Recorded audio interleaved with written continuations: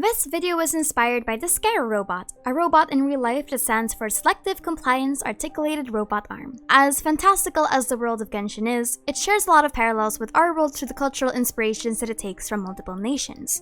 And today, what I'm interested in taking a look deeper into is the technology of the world of Teyvat, which is actually pretty plentiful.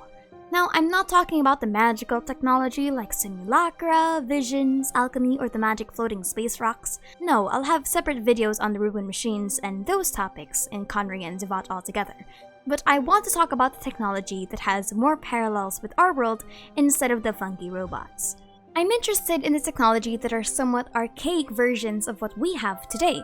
Genshin's time period is clearly set in a time where technology isn't a massive part of everyday life, but is instead an innovation. So today, welcome to Teyvat Enter Technology, where we see how our everyday technology is translated into the world of Teyvat and what changes they made to such a creation. First, let's start with something basic. The little technologies in Teyvat that are used for entertainment. The most prevalent ones that come to mind are Alice's phonograph and the film and camera from Fontaine. Alice's description of her own creation is the following.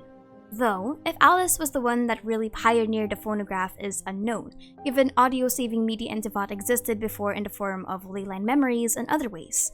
But I assume that it is her, given we've never seen anything mechanical convey audio before, and there certainly isn't anything like this, or at least not that I can remember. Maybe there is somewhere in Liyue or in Inazuma that also has a phonograph. So if that's the case though, if phonographs do exist in Teyvat that are outside of Alice's creation, this one in 1.6 might have just been her own variation of this invention. Another one though is the camera and film from Fontaine. Given that Fontaine is most likely based on France from the name alone, it's most likely also possible that the camera and film are based on other French tinkerers. According to the lore of the game, there are models of the camera being produced from Fontaine, but not all of them work equally, which is why we have multiple kinds of the camera in the events with them. According to the Genshin wiki, other languages refer to this as the daguerreotype, specifically the French version of this game. Fun fact, I actually had to learn this from class. According to Wikipedia, the daguerreotype was the first publicly available photographic process. It was widely used during the 1840s and the 1850s. This was made by Louis Daguerre, who contracted this piece from another French inventor who had managed to make a record of an image from a camera using the process of heliography. Just a bit of history, but Genshin's camera uses the Polaroid system instead. As for the special camera gadget, it is a strange device from Fontaine that will not only record sceneries, but will also add special colors to the printed image. This design was made in response to the Steambird's request for a camera that could not only reflect the environment, but also the emotions of the ones taking the picture. As for the history of the films in Teyvat's world, you can learn this from the Tatara Tales. Fascinatingly enough, the traveler actually asks, what are these films? Which is weird if you think about it because they're a traveler from other distant countless worlds. You'd think that they'd have seen at least a modern version of technology that has movies. Anyway, the film, according to Xavier, is the following. Oh, that? It's something I discovered when I was researching cameras. I made some improvements to the camera and turned it into a film camera that is also capable of continuously projecting a string of photos. You just have to come up with a topic for the photos to follow and continuously swap out the photos to create an animated picture. This is all still very preliminary, so I haven't formally applied for a patent yet. Besides, the process of creating a film is very complicated right now.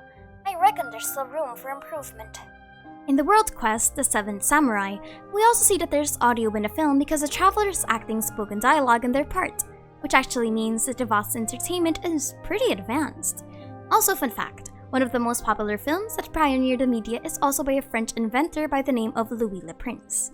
If Fontaine was a testimony to French inventions in our time, then they may also be the ones that pioneered the hot air balloons and visionless aerial travel in Teyvat, which is something that was mentioned in one of the world quests.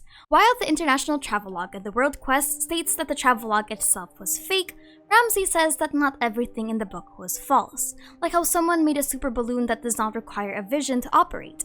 All it takes is some technical knowledge. Though, the iron carriage that flies in the sky in Fontaine might be questionable, all things considered. At this point, we're not really sure if it's real or not. To be fair, elemental flight is possible, and we've seen cargoes use animal slimes to carry them. On the subject of cars though, I'm not sure if Genshin will ever have something like that, but I can definitely see them having it. Boats are real in Genshin, especially motorboats for example, so Fontaine would be a good way to incorporate a more industrialized style.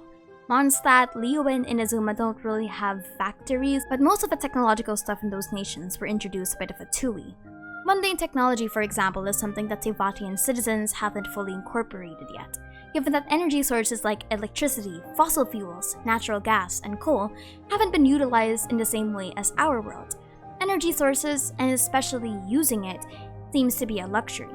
Which actually makes me pretty curious. In a world with abundant energy resources and even people that can generate their own energy, you'd think electricity would be a mass-produced commodity by this point. Okay, I know electricity is mostly coal-based, but we do have mining spots in Liyue. It's most likely just possible that coal isn't a real mineral in Genshin, but that would make it even more confusing on what they do use as their energy resource, but that's just here or there. But they are slowly innovating. Teyvat's world has dabbled in incorporating the elemental energy of the world into a power source for technology. The Mikage furnace is a great example of this. Another example is using elemental energy for gizmos like the parametric transformer, which would suggest that if Teyvat had something like electricity from our world, it'll be by incorporating the ley lines. Not to mention, factories and facilities like the Ruin Guard factory exist, which most likely require an energy source. Also, another thing I want to talk about is how Snezhnaya has firearms. Out of all the countries that we've seen so far, Snezhnaya is the only one that has rifles, spray guns that are fueled by a tank, and potentially other machines that I'll mention elsewhere. This is of course not including Conria. Though, given that they do shoot elemental stuff, I highly doubt that Snezhnaya has developed gunpowder. But last and certainly not the least is the development of long-distance communication through the Dodoko communication device. Ley lines basically act as Teyvat's signal given it's internationally connected, and ley lines are known to transmit memories both visually and auditorily, which could actually mean if they really wanted to have video calls in this world, it could technically work out really well. Just hope that no small kid hijacks your internet history or something stupid. Currently, we do know that snail mail is the optimal way of messaging in this world, but hopefully long-distance communication slowly does become a thing. And as a final note, this is actually why I'm really excited for Fontaine as a nation. A lot of the technological innovations that we've seen so far are from Fontaine, like the Mikage furnace, the camera, film, and other things. Alice, on the other hand, is a different discussion altogether because she has connections and inspirations from other worlds. But it is possible that Fontaine will be the most technologically advanced country, especially lifestyle-wise, second only to Snezhnaya's military. But yeah, I just wanted to talk about the more mundane technology in Genshin Impact. But for the next videos, I might go over fantastical technology, like big robots in another video. But anyway, my name is Aster and thank you for chilling with me.